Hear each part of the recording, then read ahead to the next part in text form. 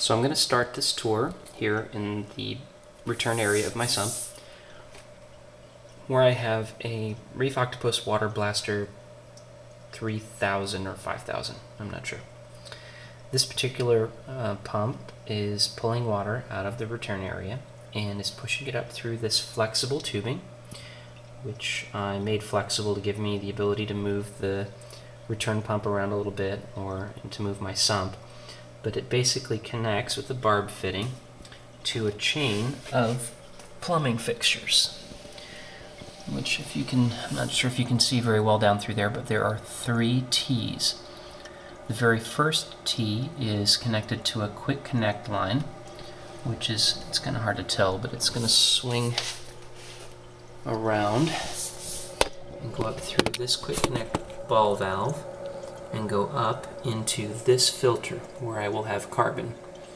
And it comes out the other side through this quick connect line and drops into my filter sock.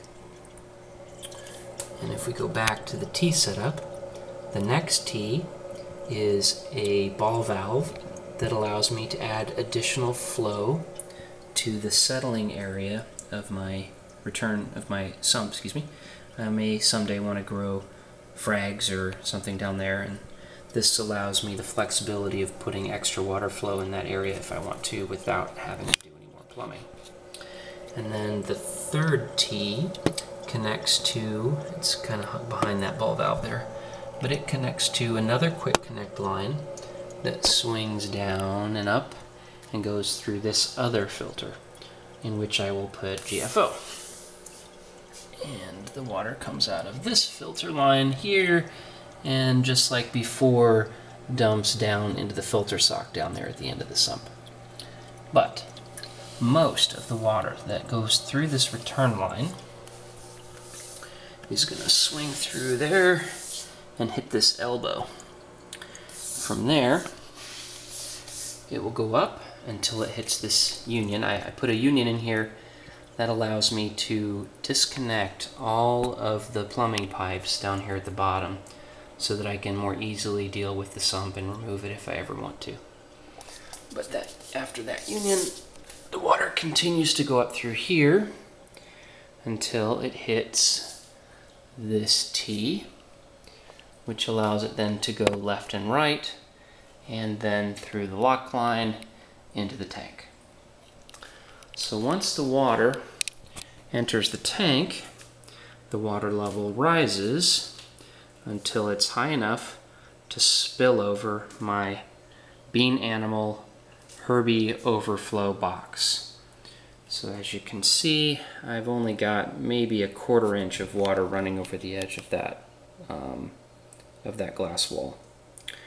So from there, I have 3 drains, 1 siphon, 1 backup siphon, and an emergency elbow, all serving to push water down into the sump.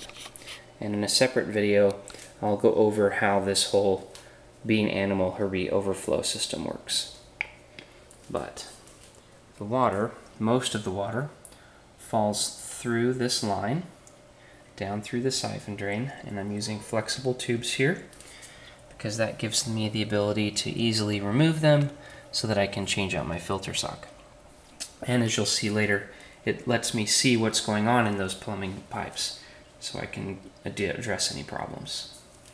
I also have 3 valves, 2 ball valves, which are relatively inexpensive, and a pretty expensive Schedule 80 valve, gate valve, that allows me to more easily and more fine-tunedly adjust the water that's flowing through down to the sump. So the water falls through here into the filter sock. Everybody say hi to my daughter. Say hi, AJ. Say hi. And the water then spills over this baffle into the settling area or frag grow out area or whatever, and then over the last baffle and back into the return area where the whole cycle starts over.